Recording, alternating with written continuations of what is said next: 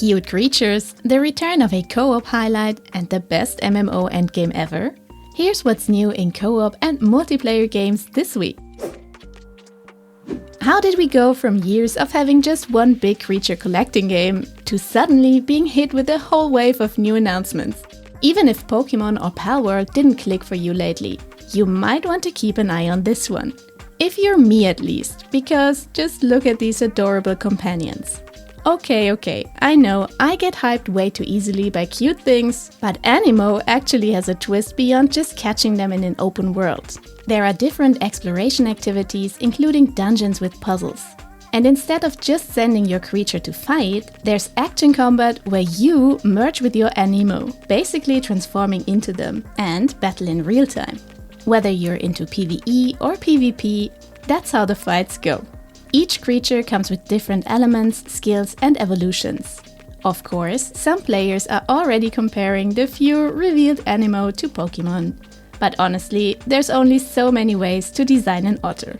Personally, I love their designs, and it's hard to pick a favorite, but it's probably that little sea star. I mean, come on, just look at him. Besides the obvious, Anemo might be the closest competitor to Dokkaebi, which Pearl Abyss first announced years ago, before the hype kind of vanished when they shifted all focus to Crimson Desert. Anemo will be free to play, coming to PC, Xbox and mobile in 2026. And you can already sign up for the closed beta test on PC through their official website. Just one day after we had finished our Summer Game Fest video, Obsidian Entertainment went ahead and announced the sequel to one of our favorite co-op sandboxes. The one where you literally spend time in a box filled with sand. Grounded. Grounded 2 is bringing back the 4 heroes, shrunk once again. But this time they are exploring a park that's 3 times the size of the original backyard, packed with new zones and new creatures like caterpillars and butterflies. But that's not even the part we are most excited about. They actually added the gameplay feature we and a lot of other players were dreaming about. Buggies. You can hatch and raise your own little companion, then saddle up and ride them through the park. They will even help out in combat or gather resources. If you're not me, maybe you will befriend a spider. And if you are me, you will probably stick to ants. Because there's no way I'm tending to a big ball of legs, arachnophobia mode or not.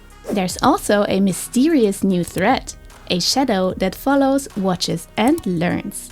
It might be part of a new invasion system or some kind of dynamic difficulty scaling. Either way, it sounds like things are about to get more intense. We absolutely cannot wait to return to Grounded when it launches on July 29th in Steam Early Access and on Xbox, with 4-player co-op and Day 1 Game Pass included. With the Radiance Rising update now live in Palia, the developers have shared a look at the upcoming roadmap. And there's a lot for co-op fans to get excited about. First, let's address the elephant in the room: housing. When Palia first launched, we found it a bit disappointing that building was largely a solo activity. That's about to change. The housing system is getting a major overhaul, with improvements to organization, new building features like multi-story homes, and, most notably, shared plots and group housing, allowing players to build together. This also opens the door for other experiences, including co-op farming. Later in 2025, animal husbandry will be introduced, bringing a detailed and interactive livestock system to your homestead. Animals won't just be cosmetic, they will tie into other activities like cooking and gardening, while also featuring deep mechanics such as trade breeding and multiplayer animal care.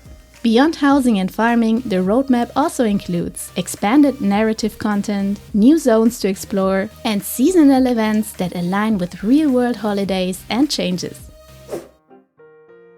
The demo is live, and we are not so convinced that Vindictus Defying Fate lives up to the hype. This one needs way more time in the oven. And if you haven't played the alpha yet, here's why. It makes some big promises but fails to deliver on most of them. The world might look stunning, but the level design is extremely linear. There are save points, but they are so far apart that dying once means retracing several minutes of progress. Combat aims for an action-heavy, Souls-like experience, but in practice, it feels clunky and lacks real impact. Same goes for gear progression, underwhelming with no real sense of reward or growth. Bosses are just regular enemies with bloated health bars and one new move tacked on. And the narrative? The game claims to offer memorable characters and story, but NPCs don't even walk outside of cutscenes. While there's a decent range of costumes and customization, many of them feel out of place, breaking immersion instead of enhancing it. And don't get us started on the multiplayer. Right now, it's basically a single-player experience with optional groups for boss fights. But if you do team up, it has to be a full group of 4. The Night Rain experience all over again.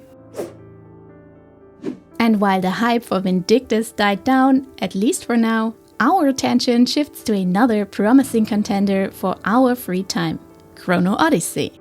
The recently released gameplay walkthrough offered a deep look into the game's features. It was a lot to take in, so we will break down the key highlights, because wow, there's plenty to be excited about. So what can you expect to experience with others in the world of Chrono Odyssey?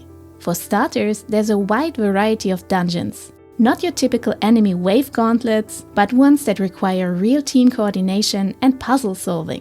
Better yet, content is set to scale dynamically, potentially offering adaptable group experiences for parties of different sizes, a much-needed feature in modern MMOs. The open world is packed with multiplayer activities, including world quests and dynamic events similar to Guild Wars 2. Some of these feature massive bosses, but that's just the beginning. There are also field and large-scale regional bosses with weak points, breakable body parts, and opportunities to mount them for an advantage like in Monster Hunter Wilds. Of course, there are also raids and other large-scale encounters reminiscent of World of Warcraft's endgame. An interesting mix. For thrill seekers, Chrono Odyssey offers endless Eden dungeons, PvE zones with inventory restrictions and time limits, perfect for fans of high-risk, high-reward content. And if you prefer even more PvP, there are dedicated PvP zones where players and alliances can battle for dominance. On the other end of the spectrum, the game features a detailed crafting and gathering system tied to a player-driven economy, offering plenty for those who enjoy the quieter side of MMORPG life. We are eager to see how all of these systems come together. And if you want to get a glimpse as well, don't miss the chance to sign up for the beta test, launching on Steam June 20th. The free Pirate update is coming to Luma Island on June 20th, bringing a new pirate-themed zone with fresh places to explore and new items to collect. There's more story too, with new quests, a new profession, and even more content to dive into. And whether you are looking for a cozier experience or a serious challenge, the update is also adding 3 new game modes, so you can tweak the difficulty to suit your playstyle. Get your togas and sandals ready. Anno 117 finally has a release date. If you're ready to step into the role of governor, mark November 13th on your calendar. We certainly have. Much like Anno 1800, the game will follow a seasonal content model, with each season delivering one major DLC along with several smaller additions. Season 1 will kick things off with new islands, potentially including iconic locations like Pompeii, the Circus Maximus, and Egypt, which will be the first new region added beyond Latium and Albion. The Hostile Takeover update is live now on Steam, bringing a dramatic end to the lunar arc in Don't Starve Together. The update introduces a brand new boss fight, wraps up the lunar storyline, and adds some welcome quality of life improvements like ocean drowning tweaks and structure alignment tools. There's also a new Wandering Trader plus expanded controller support for console players. And if you were looking for something new and free to play this weekend, side-scrolling action RPG Towerborn is holding a Play for Free event until June 18th on both Steam and Xboxes. It's currently in paid early access, but will be free to play anyways after their full launch. But that's all for this week. We wish you lots of fun in co-op with your favorite people, and we will see you again in the next one.